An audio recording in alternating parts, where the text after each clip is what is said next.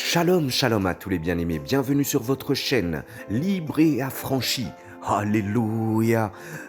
Toute la diaspora africaine, shalom, soyez bénis, soyez fortifiés. Alléluia, au nom de Jésus, qu'il en soit de même pour les Antilles francophones. Soyez richement bénis au nom de Jésus pour le Canada, la partie francophone. Soyez richement bénis au nom de Jésus pour tous les francophones qui sont aux États-Unis aussi, qui nous soutiennent et qui nous suivent. Soyez bénis au nom puissant de Jésus. À toute la diaspora, au monde entier, à tous les chrétiens au travers du monde, soyez bénis au nom de Jésus. Alléluia. Nous espérons, dans le temps en tout cas, élargir notre tente afin que beaucoup plus de personnes puissent bénéficier de cette grâce qu'est la parole. Cette parole qui sanctifie, qui transforme, qui élève, qui bénit, qui brise les jougs, qui fait tomber des chaînes et qui nous permet de pouvoir rentrer dans notre destinée et voir la grandeur de Dieu dans et pour nos vies. N'hésitez pas à vous rapprocher de moi pour ceux qui ont mon numéro WhatsApp. N'hésitez pas pour ceux qui peuvent me contacter sur notre adresse mail. Le but est pouvoir vraiment s'unir, de travailler ensemble. L'unité est une force, elle est une puissance. Christ Jésus pouvait accomplir son ministère seul et c'est ce qu'il nous a enseigné. Il avait à peu près 70 disciples et 12, en tout cas un peu plus intimes. Mais voilà, nous voulons travailler ensemble.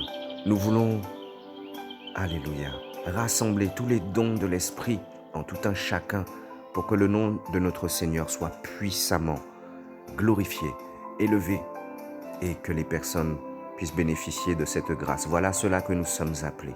Alléluia. Et aujourd'hui, par sa toute grâce, le Seigneur veut nous parler de ce qu'est l'amour, de l'amour du prochain. Il nous dit aimer son prochain comme soi-même. Mais nous allons aborder ce sujet avec une première question et nous voulons savoir, comprendre qui est mon prochain.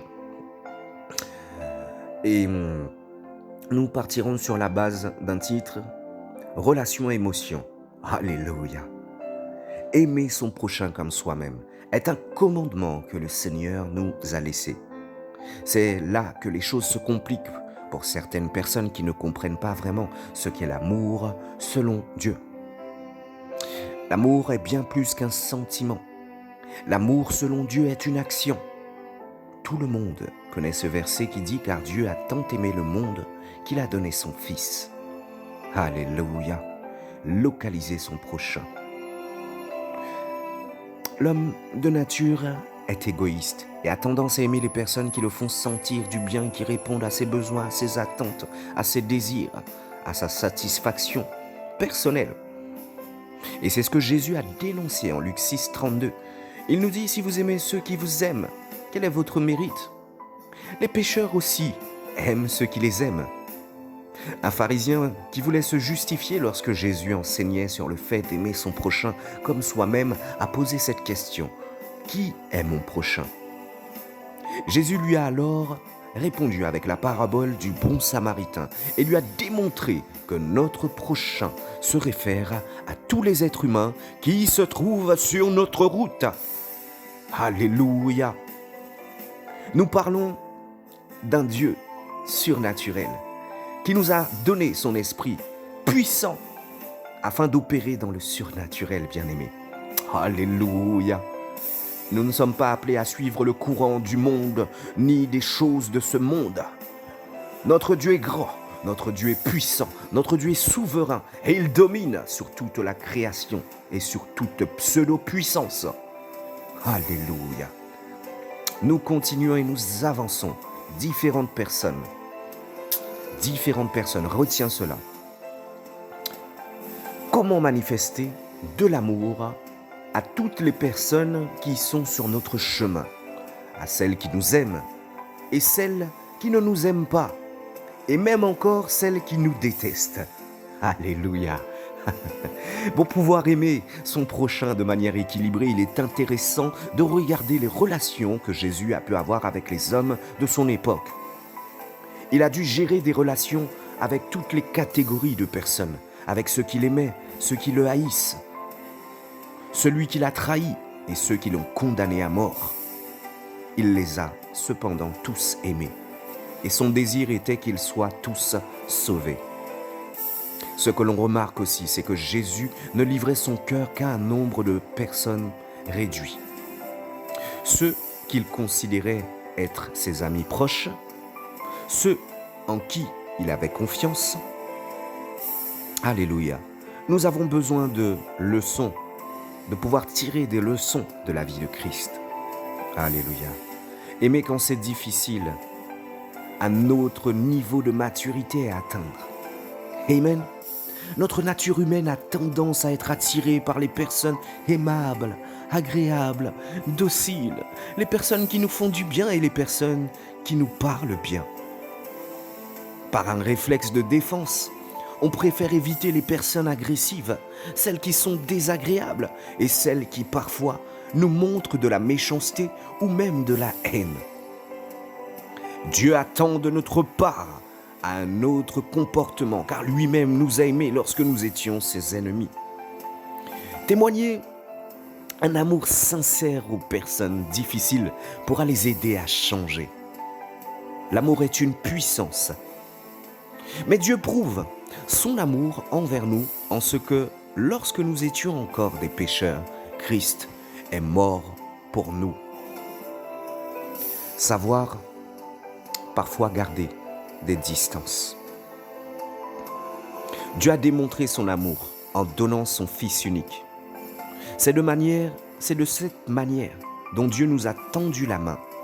Mais c'est seulement après que nous ayons été réconciliés avec lui par le sang de la croix que nous avons eu un accès à une relation, une communion avec lui et avec son Fils Jésus.